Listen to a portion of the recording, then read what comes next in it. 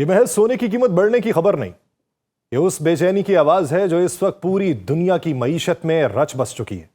جب منگل کی صبح عالمی منڈی میں ایک اونس سونا 4,480 امریکی ڈالر کی حد عبور کرتا ہے اور چند گھنٹوں بعد پاکستان میں 10 گرام سونا 4 لاکھ روپے سے اوپر چلا جاتا ہے، تو یہ صرف اعداد و شمار نہیں ہوتے، اس بات کا اعلان ہوتا ہے کہ دنیا کے طاقتور ترین سرمایہ کار، بینک، ریاستیں اور عام لوگ ایک ہی سوال سے دوچار ہیں کہ کل محفوظ ہوگا یا نہیں۔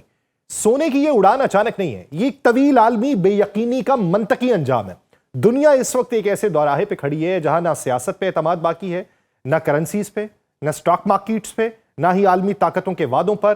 روس یوکرین جنگ ابھی پوری طرح ختم نہیں ہوئی، مشرق وسطیٰ میں ایران اور اسرائیل کے درمیان کشیدگی ایک لمحے میں جنگ میں بدل سکتی ہے۔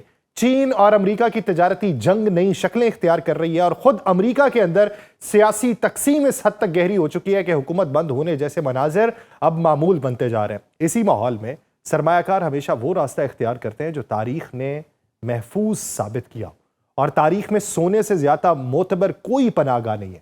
یہی وجہ ہے کہ اپریل سے اب تک سونے کی قیمت تقریباً 50% تک بڑھ چکی ہے، جو 1970 کی دہائی کے بعد سب سے تیز رفتار اضافہ ہے۔ اس وقت بھی دنیا تیل کے بحران، جنگوں اور کرنسی شاک سے گزر رہی تھی، اور آج بھی منظرنامہ کچھ مختلف نہیں ہے۔ آپ سب پر سلامتی ہوں، میں یاسر رشید ہوں اور آپ دیکھ رہے ہیں سنو نیوز۔ ناظرین، پاکستان میں سونے کی قیمت کا 4 لاکھ روپے کی نفسیاتی حد عبور کرنا دراصل عالمی خوف کا مقامی عکس ہے۔ یہاں سوال یہ نہیں ہے کہ سونا مہنگا کیوں ہوا، اصل سوال یہ ہے کہ روپیہ، بینک، کاروبار اور نظام پر اعتماد کیوں کمزور ہو گیا۔ جب مہنگائی عام آدمی کی پہنچ سے باہر ہو، جب کرنسی دباؤ میں ہو، جب بچت پر منافع منفی ہو جائے، تو سونا ایک دھات نہیں بلکہ تحفظ کا احساس بن جاتا ہے۔ ماہرین اس اضافے کو امریکی صدر ڈونلڈ ٹرمپ کی پالیسی سے بھی جوڑ رہے ہیں۔ ان کی جارحانہ تجارتی حکمت عملی، نئے ٹیرف اتحادیوں سے تلخ بیانات اور امریکی مرکزی بینک پر دباؤ نے عالمی مالیاتی نظام کو ہلا کے رکھ دیا۔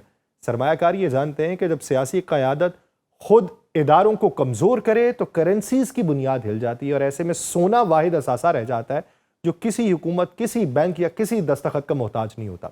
اسی پس منظر میں گولڈ ETF کی طرف غیر معمولی سرمایہ کاری سامنے آئی ہے۔ ورلڈ گولڈ کاؤنسل کے مطابق رواں سال اب تک 64 ارب ڈالر سے زائد رقم صرف ان مالیاتی مصنوعات میں لگ چکی ہے جن کے پیچھے حقیقی سونا موجود ہوتا ہے۔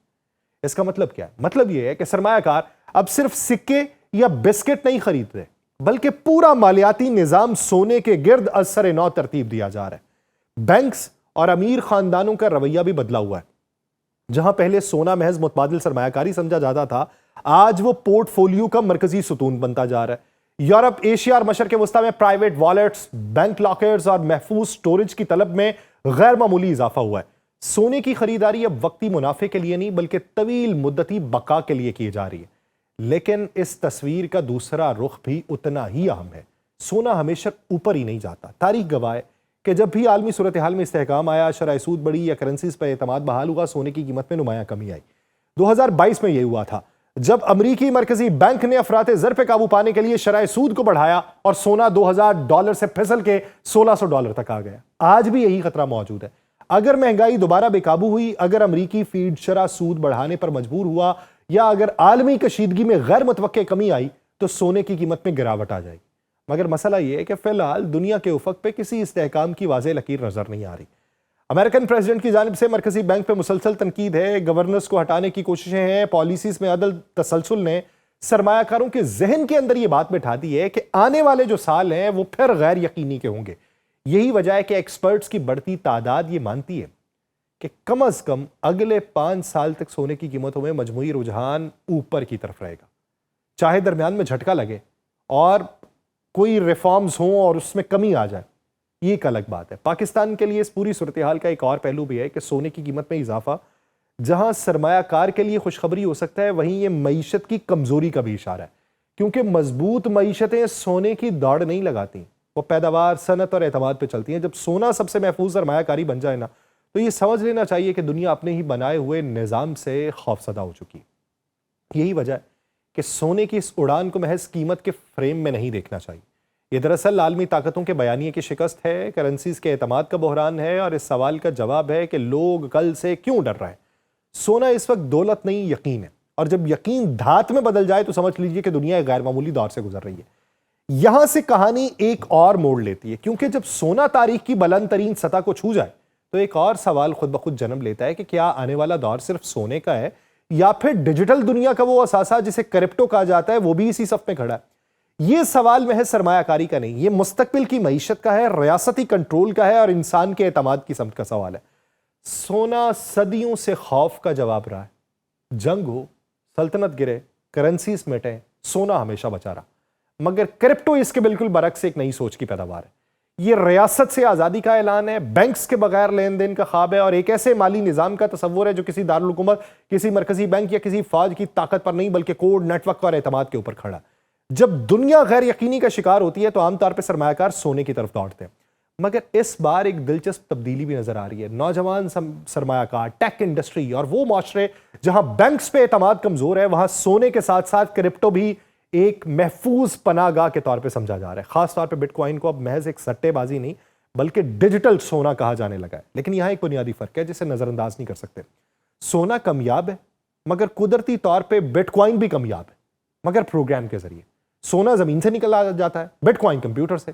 سونا ہزاروں سال کی تاریخ رکھتا ہے، بٹ کوائن بمشکل 1.5 دہائی کا تجربہ ہے۔ یہی فرق ہے مستقبل کے سوال کو پیچیدہ بنانے کا۔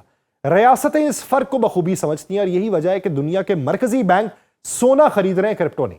چین، روس، ترکی اور مشرق وسطیٰ کے کئی ممالک نے حالیہ برسوں میں اپنے سونے کے ذخائر میں نمایاں اضافہ کیا کیونکہ وہ جانتے ہیں کہ عالمی نظام میں اگر کرنسی کی جنگ بڑھی تو آخری سہارا تو پھر سونا ہی ہوگا۔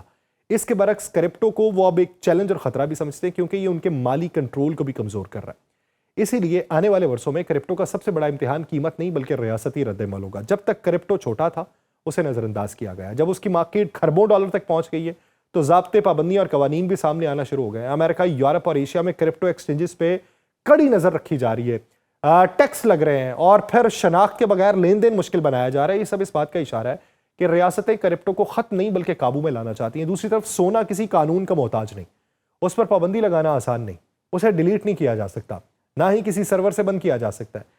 یہی وجہ ہے کہ شدید عالمی بحران کی صورت میں سونا ہمیشہ کرپٹو پہ سبقت لے جاتا ہے۔ اگر کل کو بڑی جنگ چھڑ جائے، انٹرنیٹ متاثر ہو یا عالمی نظام منقطع ہو جائے تو کرپٹو رک سکتا ہے، سونا نہیں۔ لیکن اس کا یہ مطلب نہیں کہ کرپٹو کا مستقبل تاریک ہے۔ حقیقت یہ ہے کہ دونوں اثاثے مختلف خوف کا جواب ہیں۔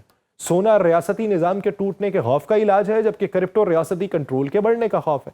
جہاں لوگ حکومتوں پر اعتماد کھو رہے ہیں وہاں کرپٹو کی کشش بڑھتی جا رہی ہے، جہاں لوگ نظام کے مکمل انہدام سے ڈر رہے ہیں وہاں سونا مضبوط ہوتا جا رہا ہے۔ اور آنے والا دور غالباً کسی ایک کا نہیں ہوگا بلکہ دونوں کا ہوگا، مگر مختلف کرداروں کے ساتھ۔ سونا طاقتور ریاستوں، مرکزی بینکس اور پرانے سرمایہ کاروں کا ہتھیار رہے گا۔ کرپٹو نوجوان نسل، ڈیجیٹل معیشت اور ان معاشروں کا انتخاب ہوگا جہاں کرنسی اور بینک پہلے ہی کمزور ہے۔ اور پاکستان جیسے ممالک کے لیے سوال اور بھی حساس ہے کہ یہاں سونا روایتی تحفظ ہے مگر کرپٹو ایک متنازع مگر پرکشش راستہ بن چکا ہے۔ نوجوان اسے موقع سمجھتے ہیں، ریاست خطرہ سمجھتی ہے۔ یہی کشمکش آنے والے برسوں میں شدت اختیار کرے گی۔ اگر ضابطہ نہ آیا تو کرپٹو زیر زمین بڑھے گا، اگر بہت سختی ہو گئی تو سرمایہ باہر چلا جائے گا۔ ایک بات واضح ہے کہ دنیا ایک ایسے دور میں داخل ہے جہاں اعتماد سب سے قیمتی کرنسی ہے، اور جس دن ریاستوں، بینکوں اور نظام پہ اعتماد بحال ہو گیا سونا اور کرپٹو دونوں دباؤ میں آ جائیں گے۔ لیکن جب تک دنیا خوف، جنگ، سیاسی عدم استحکام اور معاشی بے یقینی سے گزر رہی ہے سونا زمین میں چمکتا رہے گا اور کرپٹو سکرینز پہ۔ دونوں اپنی اپنی جگہ مستقبل کی علامت بن چکے ہیں، ایک ماضی کے تجربے کے ساتھ، دوسرا آنے والے وقت کے سوال کی۔ یہی ہے، دیکھیے کہ آنے والا دور کیسا گزرتا ہے۔ مجھے دیجیے اجازت، اللہ نگہبان۔